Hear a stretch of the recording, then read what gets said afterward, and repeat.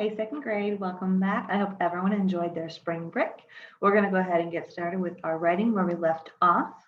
So let me go ahead and pull up my PowerPoint so that we can start right away at day number 8. So on day number 8, we are currently on step 5, drafting the beginning. So say hello to Herschel again. Hello, Herschel. Herschel enjoyed his spring break. I'm sure he was skating down his path. We are going to be on step 5, writing time. Begin your writing. We're going to write the beginning, middle, and end throughout this process. So we've got our information from our mentor text. We've figured out what our assignment's going to be. We've planned. So we're going to move on to this drafting. So our objectives, before we get to our objectives, please make sure you have your iReady book and a pencil with you, okay? You need those 2 things. So as you're getting that, I'm going to go ahead and begin our objectives. Our objectives, first one is I can identify the main parts of a lab report, and I can draft the beginning of a lab report. So today we are focusing only on the beginning. So let me go ahead, and we are going to be on page number 146,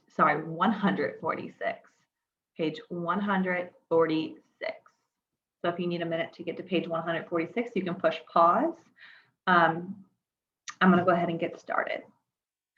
So today, now that we have performed our experiment or learned more about our experiment, we've made some notes about the changes and results. It's time to begin writing our lab report. We're going to begin by reviewing what you need to include in the beginning, middle, and end. So on page 146, we can see this chart shows the parts of a lab report using the ideas here as you draft your beginning, middle, and end. So let's go ahead and read through it to get our brains refreshed. I'm sure you forgot a lot of it. I forgot a lot of it over spring break. So parts of a lab report. The beginning. It introduces the experiment. A strong beginning should tell what you wanted to find out. So remember, it states our question or what we were trying to find out, and describes your materials, giving definitions for new words. So we're going to have to be able to describe what things are. Middle describes the experiment, so the process. The middle paragraph should describe each step in the experiment. So we need to be able to list them in order. And it tells what happened. And in the end, it explains the results. So the end of your lab report should sum up your experiment and draw a conclusion about the results. So it should state what you learned, so the conclusion of what you did. So how is the beginning of a lab report different from the other texts we have written? We talked about opinion, informational, diaries. How is it different? Right, so instead of saying the setting and things like that, it's going to tell us about an experiment. That's what the beginning is different about. It tells us what we're doing and it gives us information. It tells us more about it. How is a lab report similar to other texts you have written? Well, if I look right here, I know there's a what? Everything we've written has a beginning, middle, and an end, and that is really important, okay? So everything we've written has a beginning, middle, and an end. And why is it important that a lab report be organized the same way? What's important about that? Why is it easier for us to do that? Beginning, middle, and end. Right, because you need to be able to have your readers follow the process from beginning to end, and it makes it easier for the reader to understand what's happening and why. So we're going to go ahead and turn to page 147 as we get started so that we can begin thinking about our beginning, and we're going to take a look back at our mentor text. So remember, we can use a mentor text to help us draft our own beginning. So let me go ahead and look and see, write the beginning. So right here, beginning the study the beginning of Leah's lab report, then try reading the beginning of your lab report. Writing the beginning of your lab report. So let me go ahead, follow along as I read. Mentor text. How can you make objects easier to lift? I did an experiment to find out. I gathered a lever, a fulcrum, and an object. I used a yardstick as a lever, the part that moves up and down. I used a block as a fulcrum. The fulcrum supports the lever. The object I lifted was a book. I wanted to find out where I should move the fulcrum to make the book easier to lift. So I want us to go look back and break down what the mentor text did for us so that we can do the same thing. So how did she begin her paragraph? She just asked the question that she was trying to find out, right? So number 1 says, circle the question that introduces the experiment. So the very first thing, I'm going to go ahead, and if you don't have a pencil with you, get one. Let me draw. I'm going to use this.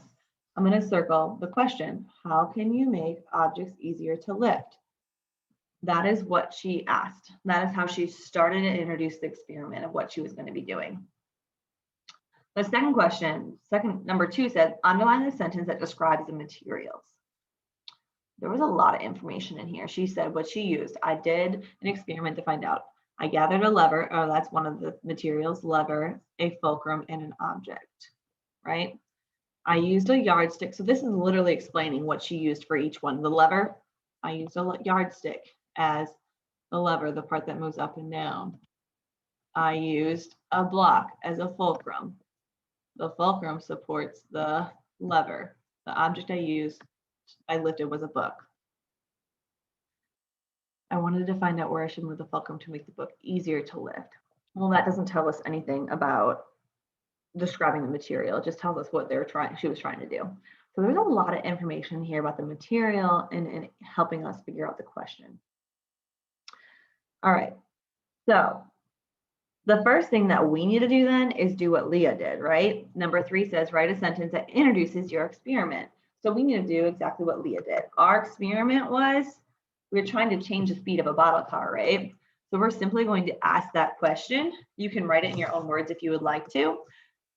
We are trying to find out, how can you change the speed of a bottle car? So a lot of the things that I'm going to be writing are going to be similar to what you are writing because this is simple facts, right? You have to put them in the same order. We have to list the materials we used. Maybe you did yours a little bit differently than I did, but it has to be informational. It has to be given in order. All right, so now it is your time. Please make sure you have written, how can you change the speed of a bottle car as the introduction to our experiment. So pause it here if you need to continue writing. What you are going to do now, I'm going to clear this out. So again, pause it. I'm going to go ahead and do your quick write. We are going to copy this sentence, right? Copy your draft at the beginning to page 158. So please go into your book, turn to page 158 and copy that sentence of our draft, our beginning, our question to page 158. So that is your task for today. I hope everyone has a wonderful Tuesday and is able to complete your writing today. And I will see you all tomorrow.